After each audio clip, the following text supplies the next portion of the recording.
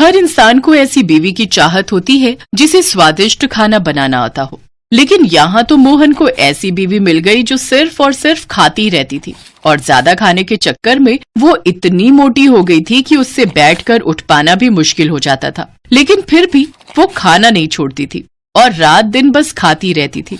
दरअसल शादी के वक्त मोहन को नहीं पता था कि उसकी बीवी इतनी भुक्कड़ है, क्योंकि मोहन की अरेंज मैरिज हुई थी। शादी से पहले मोहन अपनी बीवी शेफाली से एक बार भी नहीं मिला था। अपने एक रिश्तेदार के कहने पर उसने उससे शादी के लिए हाँ कर दी थी। मोहन एक छोटा सा ढाबा चलाता था और वही सुनकर शेफाली मोहन से शादी करने के लिए राजी हुई थी। मोहन को इस बात का एहसास तो सुहाग रात में हुआ और देखा शेफाली सिसक सिसक कर रो रही है। क्या हुआ शेफाली, रो मत, घर की याद आ रही क्या? देखो, हर एक लड़की को एक ना एक दिन ससुराल तो आना ही पड़ता है, रो मत। शेफाली ने कहा, मैं उस वजह से नहीं रो रही हूँ। तो फिर क्यों रो रही हो? मुझे भूख लगी है। पूरे 1 घंटे पहले मैंने मिठाई खाई थी, उसके बाद मैंने कुछ नहीं खाया। लेकिन 1 घंटे में तुम्हें भूख कैसे लग गई? मुझे खाने के 5 मिनट बाद भूख लग जाती है। आप 1 घंटे की बात कर रहे हो, मुझे खाना ला कर दो। अब ठीक है, मैं खाना लाता हूँ। शादी का खाना बच गया था। उसमें से मोहन ने शेफाली को बटर नान और छोले ला कर दिया। अरे वाह, ये तो मुझे बहुत पसंद है। शेफाली ने 1 मिनट के अंदर 10 बटर नान खत्म कर दिया और कहा, और नान लाइए। मोहन और 10 नान लेकर आया। शेफाली ने वो भी 1 मिनट के अंदर खत्म कर दिया। और लाइए। अब नान तो खत्म है। तो फिर राइस, बिरयानी और मटन लाइए। मोहन दौड़कर खाना लाने लगा और शेफाली खाती गई। और लाइए। अरे सारा खाना खत्म हो गया शेफाली। मुझे कुछ नहीं पता, मुझे खाना लाकर दीजिए, मुझे मैगी बनाकर दीजिए। इतना खाने के बाद भी शेफाली की भूख खत्म नहीं हुई। मोहन ने एक साथ 10 पैकेट मैगी बनाकर दिया और मैगी खाने के बाद शेफाली ने कहा, हाँ अब थोड़ा ठीक लग रहा है, चलिए सो जाइए। शेफाली रजाई ओढ़कर सो गई। मोहन भी सो गया और नींद में शेफाली एक के बाद एक जहरीली बदबूदार गैस छोड़ने लगी। अरे ये क्या, ये किससे शादी कर ली मैंने? इससे अच्छा तो मैं पूरी जिंदगी अकेला रहता। लेकिन अब पछताए होत क्या जब चिड़िया चुग गई खेत। ये तो बस शुरुआत थी। अगले दिन सुबह उठकर घर की जितनी भी सब्जियां थी शेफाली वो सब कच्ची खा गई। मोहन ने उठकर देखा तो रसोई में खाने के लिए कुछ भी नहीं था। ये क्या, यहाँ तो कुछ भी नहीं है। मुझे क्या पता, मुझे भूख लगी थी इसीलिए मैंने सब कुछ खा लिया। अब मुझे दोपहर को फिर से भूख लगेगी, तब मैं क्या खाऊंगी? ठीक है, मैं ढाबे से तुम्हारे लिए खाना भेज दूंगा। मोहन बिना नाश्ता किए ढाबे पर चला गया, लेकिन उससे शेफाली को कोई फर्क नहीं पड़ा। वो बस खाने के बारे में ही सोचने लगी। दोपहर को ढाबे से मोहन ने 2 प्लेट बिरयानी भेज दिया, लेकिन 2 प्लेट बिरयानी खाकर भी शेफाली का पेट नहीं भरा। शाम को मोहन के लौटने पर शेफाली जोर जोर से रोने लगी। अब क्या हुआ, क्यों रो रही हो? खाना तो भेज दिया था मैंने। 2 प्लेट बिरयानी से मेरा पेट नहीं भरा। आपको तो पता है मैं कितना खाती हूँ, मुझे कम से कम 20 प्लेट बिरयानी चाहिए। 20 प्लेट? शेफाली मैं गरीब हूँ, ढाबे से ज्यादा पैसा आता नहीं है। ऊपर से तुम इतना ज्यादा खाओगी तो कैसे चलेगा बताओ? और अपना वजन देख रही हो? अरे ऐसे ही वजन बढ़ता रहा तो 100 बीमारियां आकर जकड़ लेंगी तुम्हें। क्या? आपने मेरे खाने को और मोटापे को लेकर ताना मारा। मैं चली जाऊंगी, मैं आज ही मायके चली जाऊंगी। अब मोहन मुश्किल में पड़ गया। शादी के 1 दिन बाद ही अगर बीवी मायके चली गई तो लोग क्या कहेंगे? मोहन शेफाली को समझाने लगा। रो मत शेफाली, ठीक है, मुझसे गलती हो गई, रो मत, मत जाओ मुझे छोड़ के। मैं चली जाऊंगी, अगर आप मुझे खिला ही नहीं सकते हो तो मुझसे शादी क्यों की? मोहन ने अपने मन में कहा। मुझे थोड़ी पता था कि तुम इतनी भुक्कड़ हो, मुझे थोड़ी पता था कि तुम इतना ज्यादा खाती हो। हे भगवान, क्या मुसीबत में डाल दिया मुझे। लेकिन मोहन मन की बात शेफाली को बोल नहीं पाया। उसने कहा, मुझसे गलती हो गई शेफाली, ठीक है, अब से तुम जितना चाहो उतना खा सकती हो। ढाबे से जब जो चाहो उतना खा सकती हो। तो फिर मैं तुम्हारे साथ ढाबे पर जाऊंगी हर रोज। ठीक है, वही होगा। अगले दिन शेफाली मोहन के साथ ढाबे पर गई और सिर्फ खाने लगी। मेरे लिए तंदूरी रोटी और बटर चिकन ले आओ। अरे ले आओ यार, जल्दी ले आओ। और साथ में तंदूरी चिकन भी ले आना और सिरके वाला प्याज। शेफाली खाती रही और मोहन के कर्मचारी खाना बनाने लगे। लोग खाने के लिए ढाबे पर आए और खाना ना मिलने पर भागने लगे। अरे भैया, मेरे लिए रुमाली रोटी और दाल मखनी ले आना है। रुमाली रोटी तो है लेकिन दाल मखनी नहीं है साहब। तो फिर चिकन भरता? वो भी नहीं है। पनीर? वो भी खत्म हो गया है साहब। अरे यार, तो फिर है क्या है? ठीक है, जाओ, सिर्फ रुमाली रोटी ले आओ, नमक के साथ खा लूंगा। तभी मोहन के कर्मचारी ने चिल्लाकर कहा, रुमाली रोटी भी अभी अभी खत्म हो गई है और रोटी बनाने के लिए मैदा भी नहीं है। अरे यार, मुझे इस ढाबे पर आना ही नहीं चाहिए था और कभी नहीं आऊंगा। कस्टमर भागने लगे और शेफाली खाती रही। मोहन का दिल जोर जोर से धड़कने लगा। हे भगवान, ऐसे ही चलता रहा तो मुझे ढाबे पर ताला लगाना पड़ जाएगा। पता नहीं मैंने शादी की ही क्यों। शाम को सारा खाना खत्म करने के बाद शेफाली सोने के लिए घर चली गई। मोहन मुंह फुलाकर ढाबे पर ही बैठा रहा। उसका कर्मचारी वहां आया। क्या सोच रहे हैं मालिक? तेरी शादी हो गई है? नहीं मालिक। कभी मत करना, और करेगा भी तो पहले से लड़की के बारे में जांच पड़ताल कर लेना। मेरी तो जिंदगी खराब हो गई है, लेकिन तू अपनी जिंदगी खराब मत करना। हिम्मत रखिए मालिक, मालकिन को एक ना एक दिन समझ में आ जाएगा कि इतना ज्यादा खाना अच्छी बात नहीं है। तब तक मेरे फोटो पर माला चढ़ चुकी होगी। इसके बाद 1 महीने तक शेफाली ढाबे से खाना खत्म करने लगी। मोहन और गरीब होता गया और महीने के अंत में लोगों से उसे उधार भी लेना पड़ा। मोहन जब सब कुछ छोड़ छाड़ कर भागने की सोच ही रहा था, तभी एक रात को अचानक से शेफाली के सीने में दर्द होने लगा। आह, बहुत दर्द हो रहा है। आह। शेफाली सीना पकड़कर बैठ गई। मोहन उसे तुरंत अस्पताल ले गया और डॉक्टर ने कहा, शेफाली जी, छोटा मोटा हार्ट अटैक हुआ है आपको। Heart attack? लेकिन कैसे? क्यों? अभी तो मेरी उम्र इतनी कम है। हार्ट अटैक उम्र देखकर नहीं, लाइफस्टाइल देखकर आता है। आपको ये सब खाना बंद करना होगा। आपके शरीर में कोलेस्ट्रॉल बहुत ज्यादा है। मुझे इतनी जल्दी मरना नहीं है, मैं मरना नहीं चाहती हूँ। आपको काम करना होगा, खाना कम करना होगा, नहीं तो फिर से हार्ट अटैक आ जाएगा। शेफाली डर गई और उसके बाद से वो पूरी तरह बदल गई।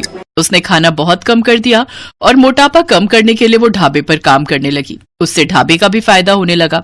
धीरे धीरे लोग आने लगे और मोहन को मुनाफा हुआ और ऐसे ही भुक्खड़ बीवी पतली हो गई और मोहन अपनी बीवी के साथ खुशी खुशी रहने लगा।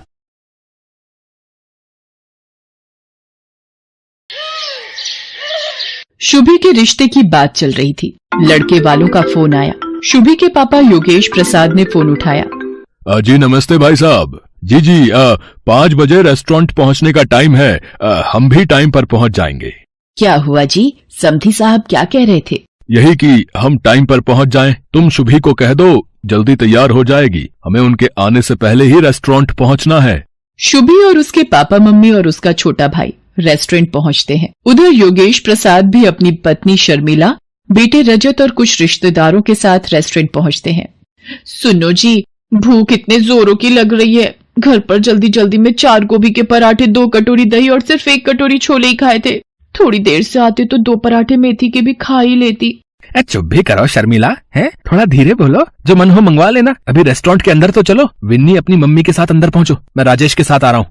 शर्मिला का स्वभाव भुक्कड़ था। उसे कहीं भी जाना हो भूख पहले लगाती थी और वो बेहिसाब खाने लगती थी। उसे अपने पेट पर कंट्रोल नहीं था। कहीं शादी ब्याह में जाना हो, किसी फंक्शन में जाना हो, वो सबसे पहले खाना ढूंढती थी और खाने की चीजों को सामने देखकर उसका खुद पर कंट्रोल कर पाना मुश्किल होता था। रेस्टोरेंट के अंदर सब लोग बैठ जाते हैं। साधना शर्मिला से खाने के लिए पूछती है, बहन जी आप सबको क्या क्या पसंद है वो बता देते तो हम ऑर्डर कर देते हैं सबके लिए। जो जो जिसको चाहिए वो पसंद का आ जाएगा। वैसे sambar, dosa, noodles, chilli potato, momos और मंचूरियन, फ्राइड राइस हमने अभी ऑर्डर कर दिए हैं। डिनर से पहले ये स्नैक्स में ठीक है ना बहन जी?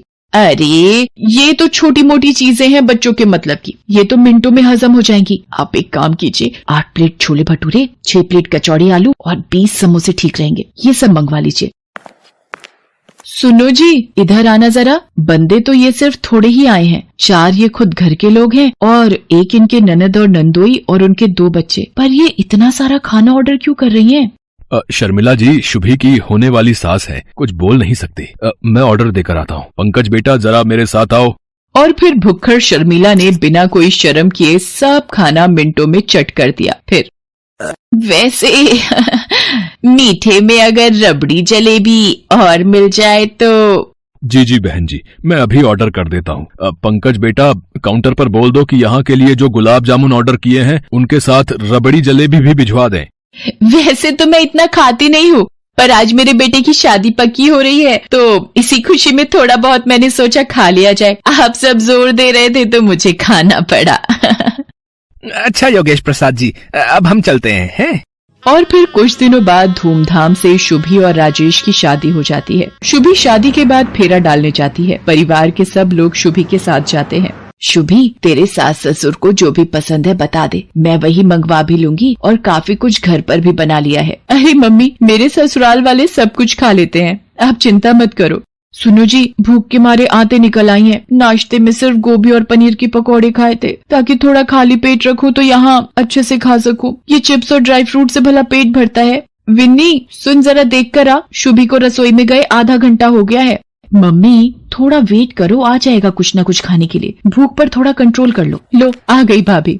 आप सबके लिए ये दही भल्ले मम्मी ने भिजवाए हैं। बस दही भल्ले ही बनाए हैं क्या या कुछ और भी? जी बहन जी, ये आपके लिए मैंने राज कचौड़ी भी बनाई है। शुभी बता रही थी आपको राज कचौड़ी बहुत पसंद है। वो तो मैं वैसे ज्यादा कुछ खाती नहीं हूँ। कभी कभी राजेश ऑफिस से आते हुए बनवा लाता है तो 1-2 चम्मच जबरदस्ती दे देता है तो खा लेती हूँ। वरना मुझे खाने पीने का इतना शौक नहीं है। शर्मिला को इस तरह से कहते हुए देख विन्नी और राजेश उसकी शक्ल देखकर हैरान रह जाते हैं। मम्मी, अच्छा झूठ बोल रही हो, सबसे पहले चटकारे लेकर तुम ही खाती हो। शुभी, वो जरा हरी चटनी और पकड़ाना, और ये इमली वाली सौंठ तो बहुत ही स्वादिष्ट है। जी वो मम्मी घर पर ही बनाती हैं ये गुड़ और इमली की चटनी। साधना, एक काम करो, शर्मिला बहन जी को थोड़ी कचौड़ी और चटनी साथ में बांध कर दे दो।